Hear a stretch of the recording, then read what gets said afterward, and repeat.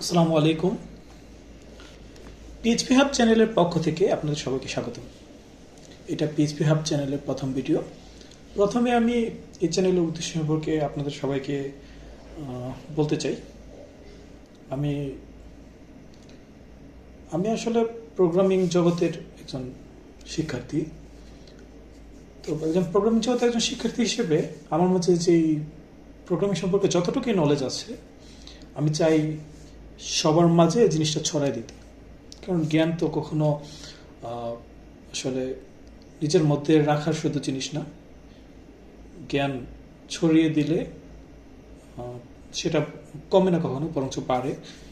আর যখন আমি একটা জিনিস পারি বা একটা জিনিস আমি যখন শিখতেছি, সেই জিনিসটা যখন আমি অন্যজনের সাথে শেয়ার করি, তখন সেই দক্ষতার আরও বেশি বৃদ্ধি পায়। তো সেই হিসেবে আমি হলো যতটুকু নলেজ আছে আমি যদি আপনাদের কাছে শেয়ার করি, সেই ক্ষেত্রে আপনাদের জন্য উপকার হলো, সেটা আমার জন্য উপকার হলো। সেই উদ্দেশ্য থেকে আসলে আমার এই চ্যানেলটার যাত্রা। তো চলুন শুরু করা যাক। আজকে আমরা পিএইচপি নিয়ে আলোচনা করব। তো পিএইচপি এর বেশ কিছু বিষয় নিয়ে আলোচনা করব আমরা। পিএইচপি কি, পিএইচপি কেন, পিএইচপি কি আসলে ডেড কিনা, তারপর পিএইচপির ভবিষ্যৎ কি, পিএইচপির কেরিয়ারের কি অবস্থা, পিএইচপির অন্যান্য ল্যাঙ্গুয়েজের সাথে কম্পারিজন করলে সেদিকে কি অবস্থা, এই বিষয়গুলো নিয়ে আমরা আলোচনা করব। তো আমরা পিএইচপির যে অফিসিয়াল সাইট আছে, তো অফিসিয়াল সাইটে আমরা আছি। তো এখানে প্রথমেই যদি আমরা দেখি যে পিএইচপি সম্পর্কে আসলে ওরা কি বলে। পিএইচপির পূর্ণরূপ হলো হাইপারটেক্সট প্রিপ্রসেসর। এটা একটা স্ক্রিপ্টিং ল্যাঙ্গুয়েজ।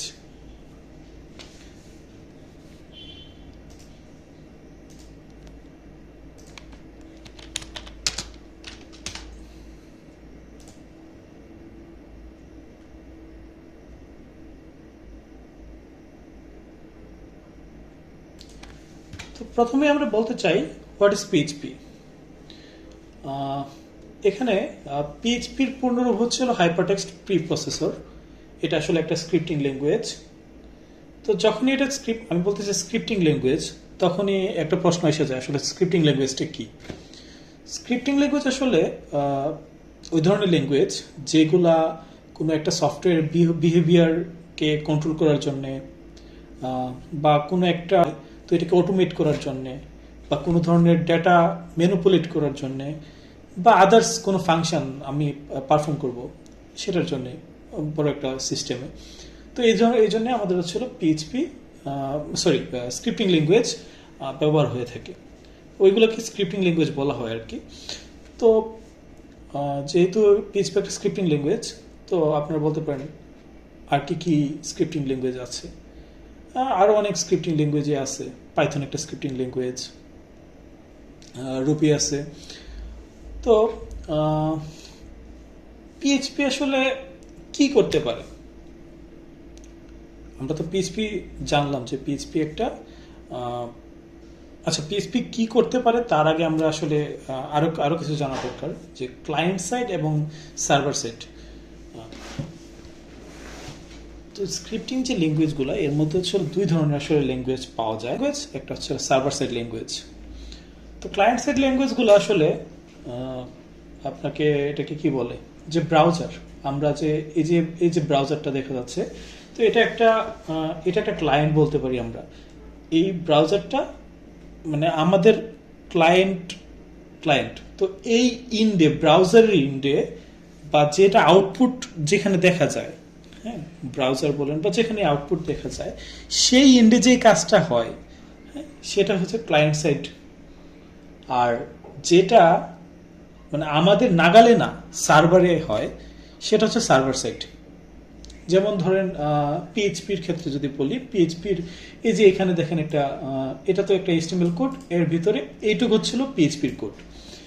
তো এইটুক কোড কিন্তু আমরা যদি ইন্সপেক্ট করি তাহলে দেখতে পারবো, এইটুকু দেখতে পারবো, কিন্তু এইটুক কোড কিন্তু আমরা বা অন্য কোনো ওয়েতে আমরা এটা দেখতে পারবো না, কারণ এই টোটাল কোডটুকু এক্সিকিউট হয় সার্ভারে। তো তো এইটুকু কোড যেহেতু সার্ভারে হয় রান হয়, তারপর হচ্ছে হলো সার্ভার থেকে আমাদের ক্লায়েন্ট ইন্ডে পাঠানো হয়। যেমন এখানে echo hi I am PHP script এটুক লেখা আছে।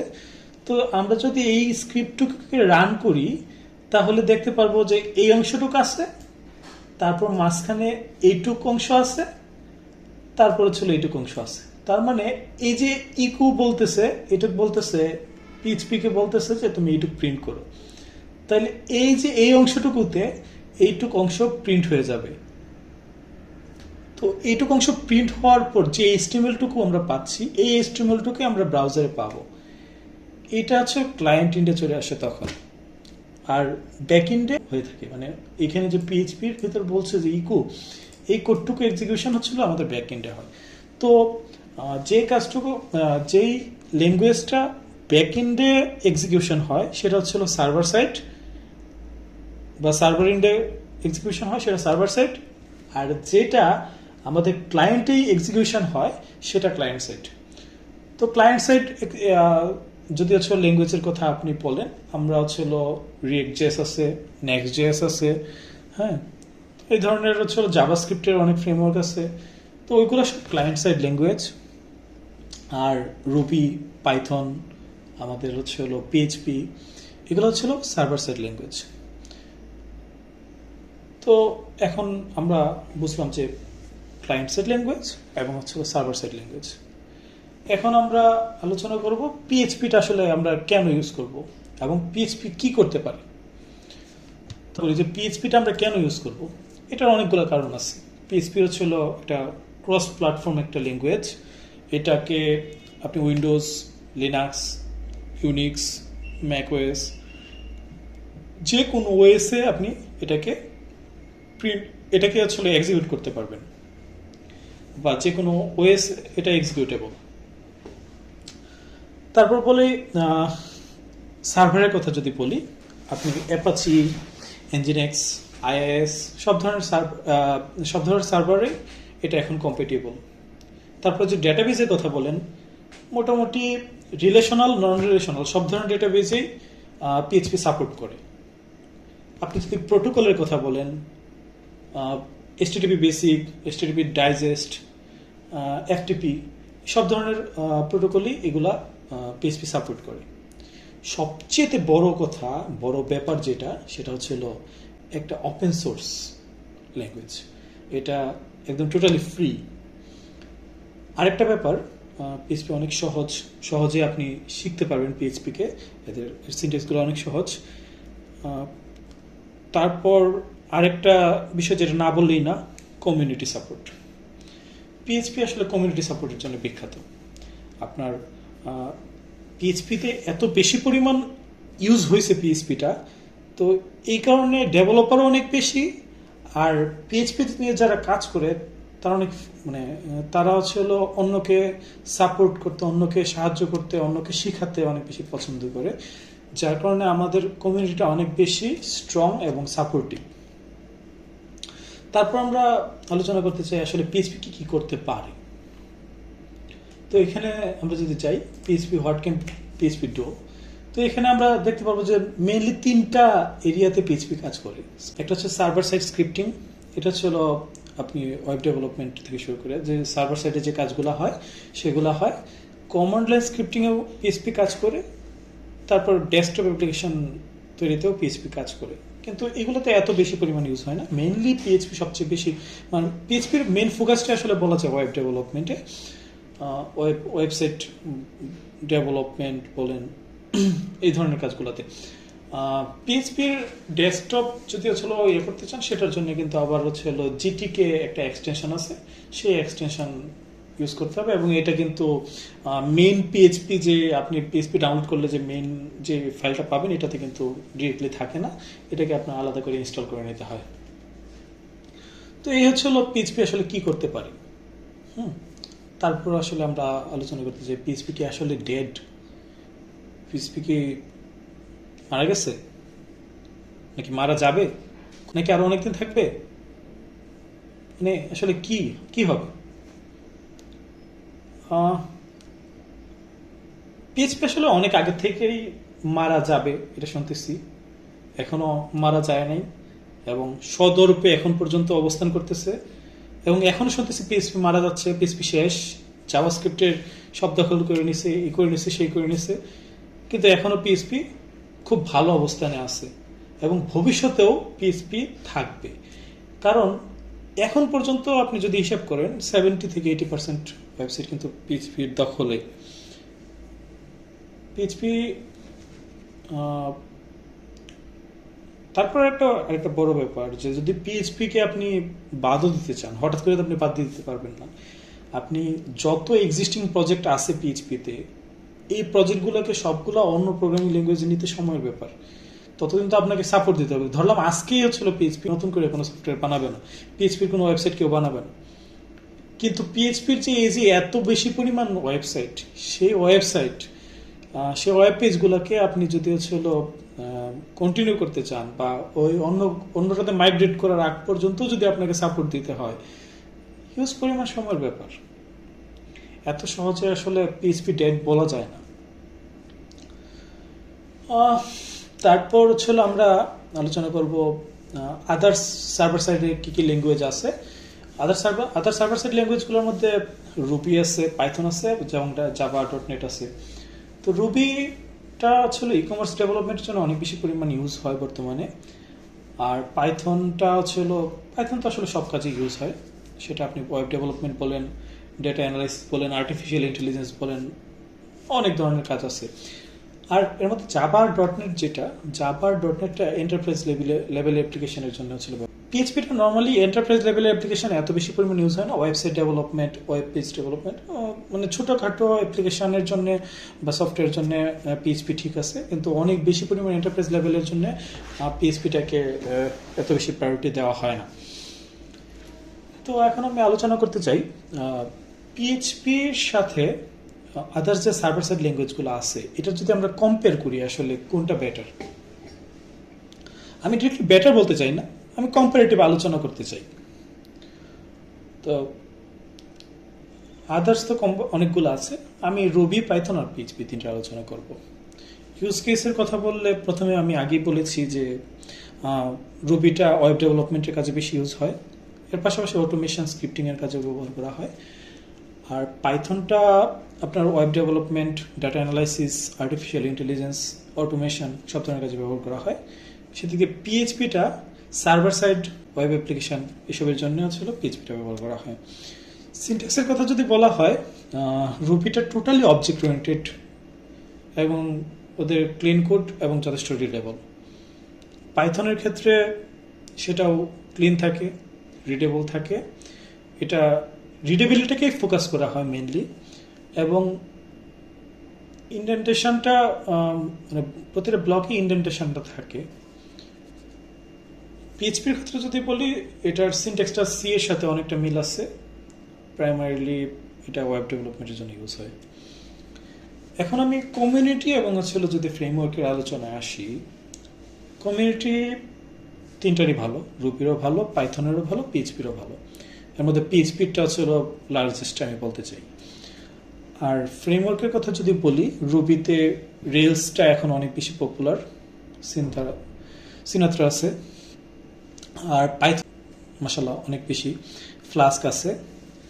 আর পিএইচপির জন্য তো লারাভেল, কোডিগনেটর, কেক পিএইচপি, সিম্ফনি অনেক। এখন পারফরমেন্সের কথা যদি আমি আসি, পারফরমেন্স আপনার রুবির জন্য ভালো, খুবই ভালো, পাইথনেরও ভালো। আর পিএইচপির ক্ষেত্রে ভালো, কিন্তু মডার্ন পিএইচপি যদি আপনি বলেন বা পিএইচপি 8 আসার পর এটা একটা অনেক গুরুত্বপূর্ণ একটা চেঞ্জ আসছে। আগে পিএইচপি তো যেইভাবে ইন্টারপ্রেট হইতো বা যেভাবে এক্সিকিউশন হইতো, এটাতে একটু চেঞ্জ আসছে। এখন জেআইটি কম্পাইলার আসার পর মানে পিএইচপিটা আরও বেশি ফাস্ট হয়ে গেছে পিএইচপি 8 এর কারণে। তো লার্নিং কার্ভের কথা যদি বলি, তিনটাই বিগিনার ফ্রেন্ডলি, কিন্তু পিএইচপিটা পপুলারিটির কথা বললে অবশ্যই পিএইচপি সবচেয়ে বেশি পপুলার। আর পাইথনও অনেক বেশি পপুলার। পাইথনের তো অনেক বেশি ডোমেইন আছে, যেমন পিএইচপি তো শুধুমাত্র ওয়েব ডেভেলপমেন্টের জন্য, কিন্তু পাইথন কিন্তু হচ্ছে হলো ওয়েব ডেভেলপমেন্ট, ডেটা স্ক্র্যাপিং, তারপর হচ্ছে আর্টিফিশিয়াল ইন্টেলিজেন্স, অ্যানালাইসিস, সব ধরনের কাজে ব্যবহার করা হয়।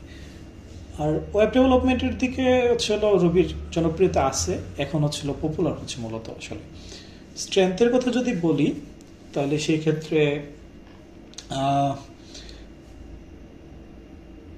রুবিটা টোটালি অবজেক্ট ওরিয়েন্টেড হওয়াতে এটার অবজেক্ট ওরিয়েন্টেড সাপোর্টটাকে স্ট্রেংথ বলা যায়। আর পাইথনের ক্ষেত্রে তো আপনার এটার লাইব্রেরি সাপোর্ট যে পরিমাণ আছে, এটার ভার্সেটিলিটি, সিনট্যাক্স যে পরিমাণ সিম্পল, এগুলো ছিল আসলে এটার স্ট্রেংথ বলা যায়। আর পিএইচপির ক্ষেত্রে আসলে এটা এটাকেই হচ্ছিল স্ট্রেংথ বলা যায়, ওয়েব সার্ভার সাইড স্ক্রিপ্টিংটা, এবং এটা ওয়েবে ফোকাস করে, এটাকেই এটার স্ট্রেংথ বলা যায়।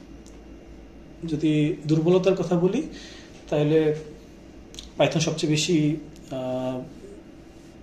মানে পপুলারের কথা বললে পিএইচপি সবচেয়ে বেশি পপুলার অবশ্যই, কিন্তু অনেক বেশি ডোমেইনে ইউজফুল যদি বলি সেক্ষেত্রে তো অবশ্যই পাইথন সবচেয়ে বেশি ইউজ হচ্ছে। আর রুবির ক্ষেত্রে এটা তুলনামূলক একটু কম। তো পিএইচপির যদি এক্সিকিউশনের কথা বলি, পিএইচপির এক্সিকিউশনটা তো নর্মালি হচ্ছিল পিএইচপি এক্সিকিউশনটা হয় স্ক্রিপ্ট, যে স্ক্রিপ্ট থাকে, স্ক্রিপ্ট থেকে পিএইচপিটা বাইট কোডের কনভার্ট হয়, বাইট কোডটাকে আমরা অপ কোড বলতে পারি, অপ কোড থেকে হচ্ছিল ভার্চুয়াল মেশিনে আসে, মেশিনের পরে হচ্ছিল এটা এক্সিকিউশন হয়, ভার্চুয়াল মেশিনে এটাকে রিড করার পর এটাকে এক্সিকিউশন করে। আজকে আমি এটুকুই বলবো। আগামী দিন হচ্ছিল মানে নেক্সট লেকচারে আমি হচ্ছিল পাইথনের পিএইচপির কম্পাইলেশন যে প্রসেস, পিএইচপি 8-এ হচ্ছিল যে আইটি কম্পাইলেশন আসছে, তো সেটা নিয়ে একটু আলোচনা করব। তো সে পর্যন্ত ভালো থাকবেন আপনারা সবাই। আর আমার আজকের ভিডিও কেমন হলো সেটা জানাতে ভুলবেন না। আর আমার ভিডিও যদি অবশ্যই ভালো লেগে থাকে আমার ভিডিও যদি ভালো লেগে থাকে তাহলে অবশ্যই লাইক, কমেন্ট এবং ফ্রেন্ডসদের সাথে শেয়ার এবং সাবস্ক্রাইব এটা করতে ভুলবেন না। থ্যাংক ইউ সবাইকে আমার ভিডিওটা এতক্ষণ দেখার জন্য। আসসালামু আলাইকুম।